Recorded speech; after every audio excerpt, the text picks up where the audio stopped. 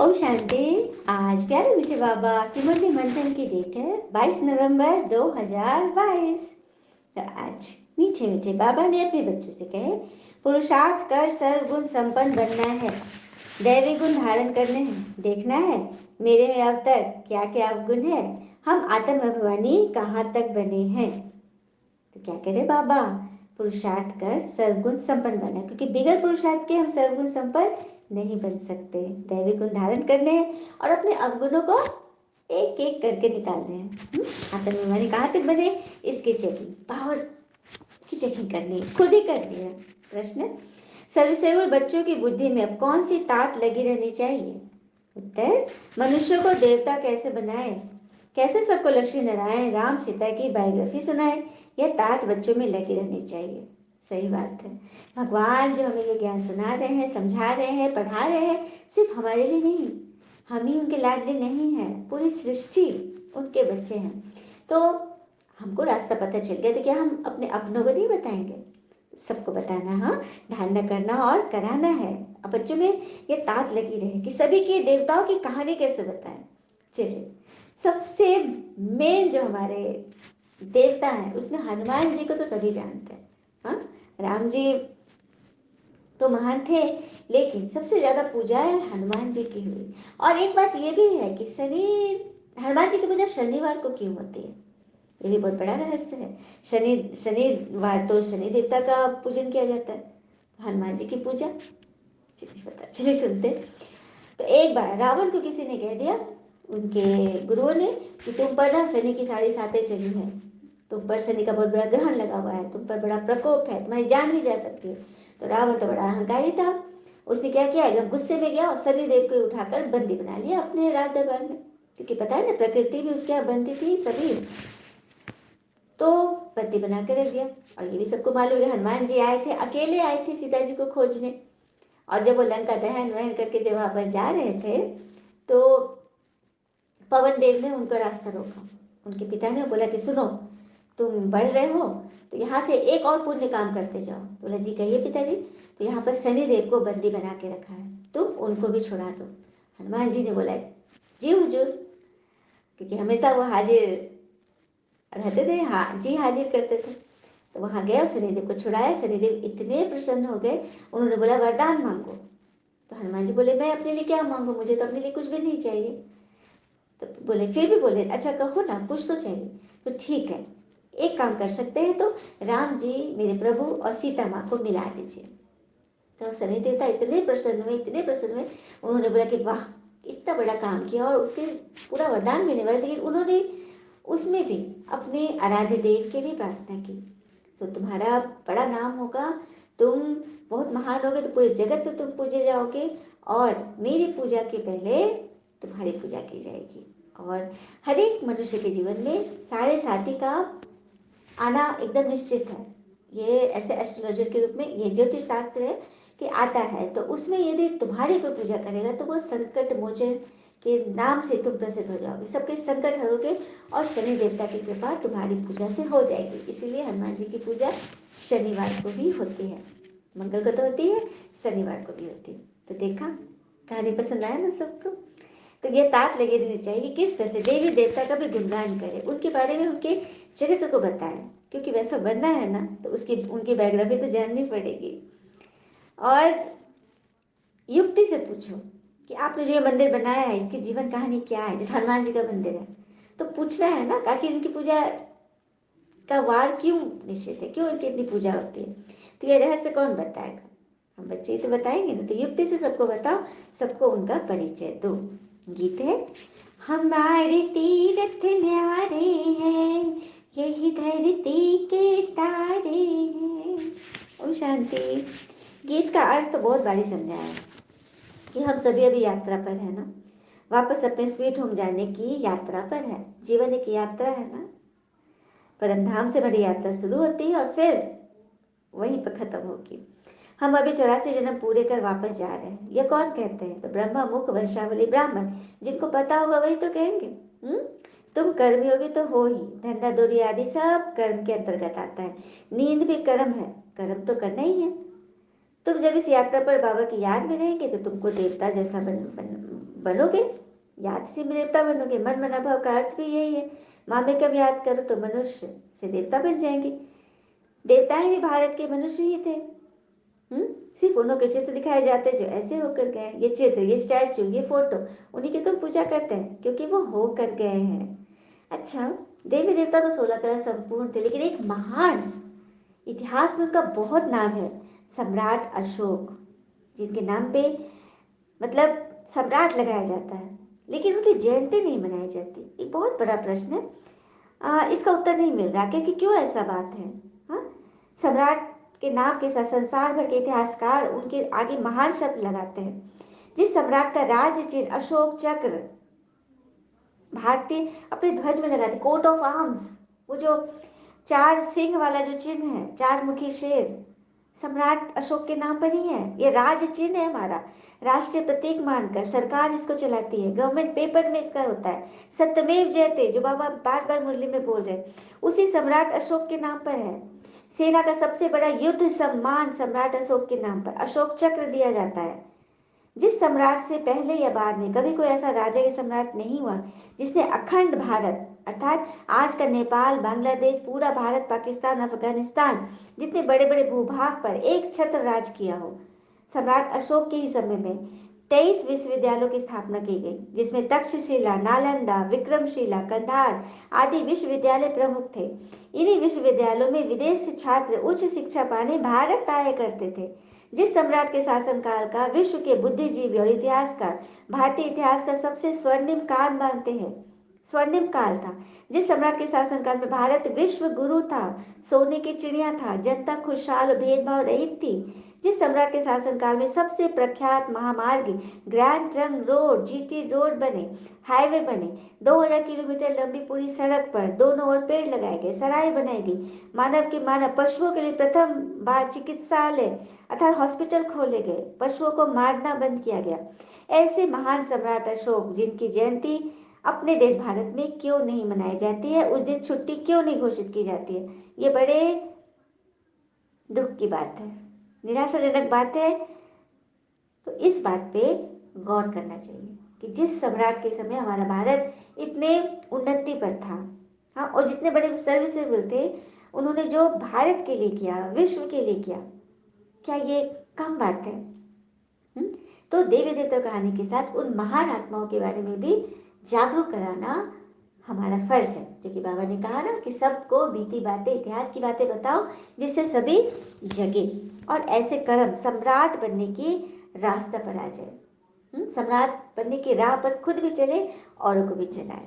तो यह है मतलब मनुष्य से देवता बनना, मतलब ऐसे गुण धारण करने जो छुपा हुआ है, जो तह में है, उसको उजागर करो, लोगों तक पहुंचाओ। तो ये कितना बड़ा प्लेटफॉर्म है ना, इसके द्वारा हम कितनी सारी बातें आत्माओं तक पहुंचा सकते हैं, है ना। तो फिर आगे बाबा कह रहे हैं कि देवताएं हैं स्वर्ग में और असुर है नरक में। देवता यहाँ कैसे आए जो लड़ाई लगे? असुर और असुर की तो लड़ाई होती ही नहीं है, तो अपने अंदर ही है। हाँ, दोनों हमारे अंदर है। देवताओं को तो युद्ध करने की दरकार ही नहीं है, वह तो वहाँ राज्य करते थे। बात बहुत सहज है समझने और समझाने की। हम त्रिमूर्ति भी दिखाते हैं। लक्ष्मी नारायण को शिव बाबा ने ब्रह्मा द्वारा यह राज्य दिया, परंतु मनुष्य समझते नहीं।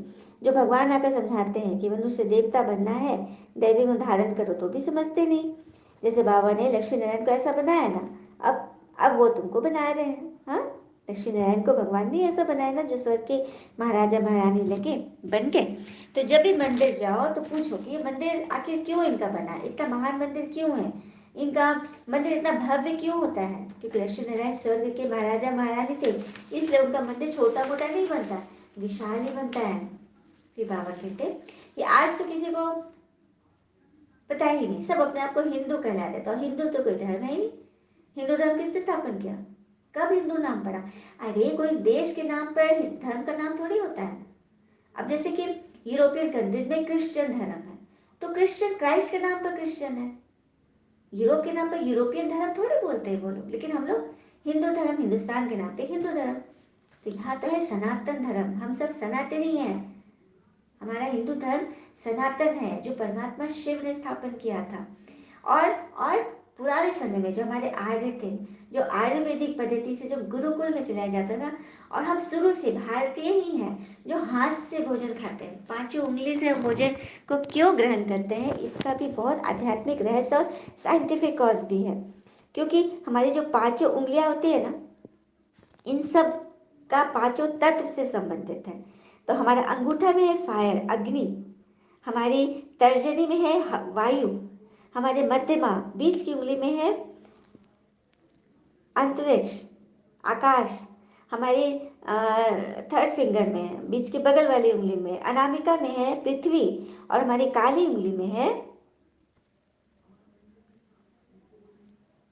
जल। तो इस तरह से ये पांचों तत्व जब एक साथ मिलकर भोजन को मिलाती हैं और जब वो मुक्त सटती हैं तो हमारे पांचों तत्व हमारे अंदर जाते हैं। तो ये रहस्य है जो कि चम्मच से खाने पर कुछ भी नहीं, और चम्मच से खाने में व्यक्ति जल्दी जल्दी खाता है और हाथ से खाने तो धीरे खाता है।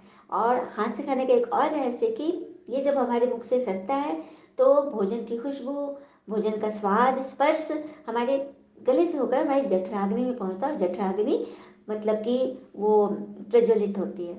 तो ये रहस्य है। कितनी सुंदर सुंदर बात हमारे आयुर्वेदा में है, जो प्राचीन काल से हमारे ऋषि मुनियों ने ये सब खोज के निकाला है।